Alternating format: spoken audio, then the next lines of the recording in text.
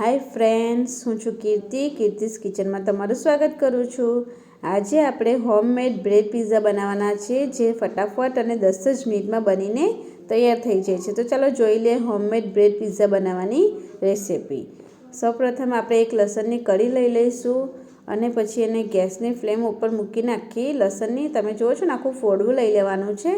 એને આ રીતે સરસ આપણે ગોળ ફેરવતા જઈશું અને શેકી લેવાનું છે. તમે આ રીતે એને શેકશો ને તો એનો ટેસ્ટ બહુ જ સરસ આવે અને કાચો પણ નહીં લાગે. આ રીતે તમે ઘરે પિઝા બનાવશો ને તો ફટાફટ બનીને તૈયાર થઈ જાય છે અને 10 જ મિનિટમાં આ પિઝા આપણે બનીને રેડી થઈ જવાના છે.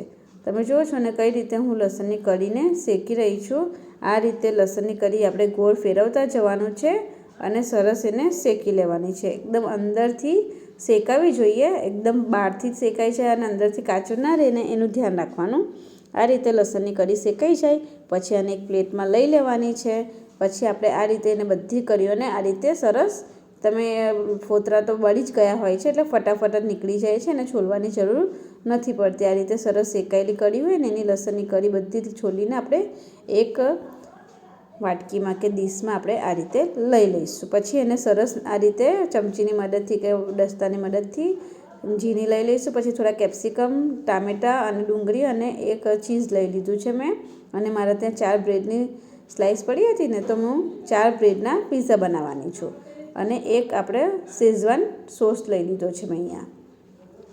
પછી એક અમૂલનું બટર લઈ લીધું છે. તમે જુઓ છો ને આટલી જ વસ્તુથી આપણે ફટાફટ પિઝા બનાવીને તૈયાર કરી લઈશું. હવે આ જે લસણની કળી છે એની અંદર હું થોડું અમૂલનું બટર નાખી દઈશ. એક ક્યુબમાંથી મેં થોડું રવા દીધું છે, બાકીનું બધું જ અહીંયા આપણે આ રીતે અમૂલનું બટર છે ને એને ચમચીની મદદથી આ રીતે લસણની અંદર મિક્સ કરી લઈશું. અને પછી એની અંદર અડધી ચમચી ચીલી ફ્લેક્સ અને અડધી ચમચી ઓરેગાનો, આ 2 વસ્તુ નાખીને એને સરસ મિક્સ કરી લેવાનું છે. આ રીતે આપણું બધું મિક્સ થઈ જાય પછી બ્રેડ ઉપર છે ને આપણે આ રીતે બરાબર આ રીતે લગાવી લેવાનું છે. તમે જુઓ છો ને આ રીતે આપણે બધું લસણને શેકીને લગાવશું ને તો લસણનો કાચો સ્વાદ નહીં આવે, પણ બહુ જ સરસ લાગશે. તમે એકવાર જરૂર ટ્રાય કરજો, બહુ જ સરસ બનીને તૈયાર થઈ જાય છે અને 10 જ મિનિટમાં આ બ્રેડ પિઝા બનીને તૈયાર થઈ જાય છે. તમને બહુ જ ભાવશે, એકવાર તમે જરૂર ટ્રાય કરજો.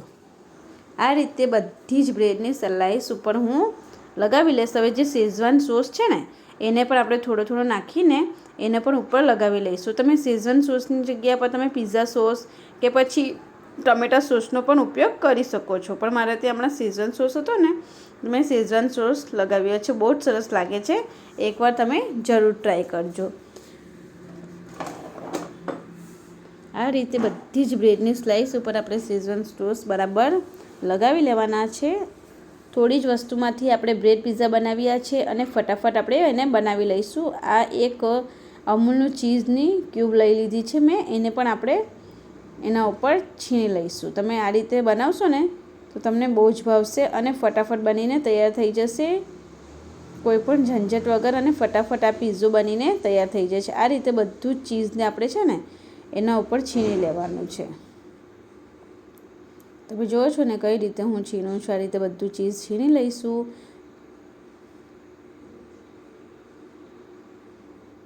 તમારે ત્યાં ચીઝ સ્લાઇસ હોય તો તમે ચીઝ સ્લાઇસને પણ ઉપયોગમાં લઈ શકો છો.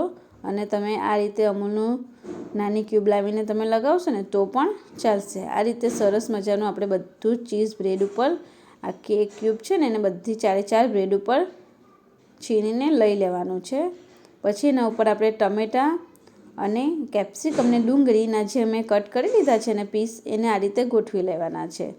સરસ, બહુ સરસ લાગે છે ફ્રેન્ડ્સ. છોકરાઓને તો બહુ જ ભાવે છે. તમે એને નાસ્તામાં પણ આપી શકો છો અને સવારે તમે એક નાસ્તો કરવો હોય કે પછી રાતે શું કહેવાય ડિનરમાં પણ આને છોકરાઓને ફટાફટ રાતે બનાવીને આપો ને તો પણ એમને બહુ જ ભાવે છે, ફટાફટ બની જાય છે.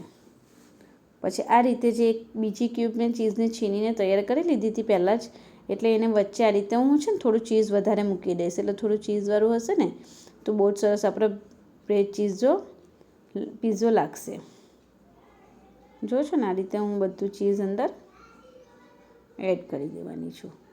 હવે આની અંદર આપણે થોડું બટર એક સાઈડ ઉપર લગાવીશું. જે આપણે બ્રેડ મૂકવાના છે ને ત્યાં જ મેં બટર લગાવ્યું છે. બહુ જ સરસ એકદમ ક્રિસ્પી બને છે. બહુ જ સરસ લાગે છે. એકદમ મીડિયમ ટુ લો ગેસ ઉપર પહેલાં કરીશું, પછી પેન ગરમ થાય ને એટલે થોડું ધીમું રાખીશું આપણે, એટલે પીઝા બ્રેડ છે ને નીચેથી બળી ના જાય અને એકદમ સરસ લાલ થાય. પછી એક વાટકીમાં આપણે ગરમ પાણી થોડું કરીને લઈ લેવાનું અને અંદર મૂકી દેવાનું, એટલે એનાથી જ સ્ટીમ થશે અને બહુ સરસ ઓવનની જેમ જ આપણું કામ થશે.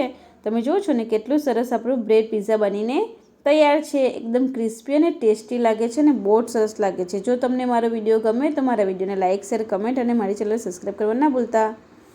Thank you.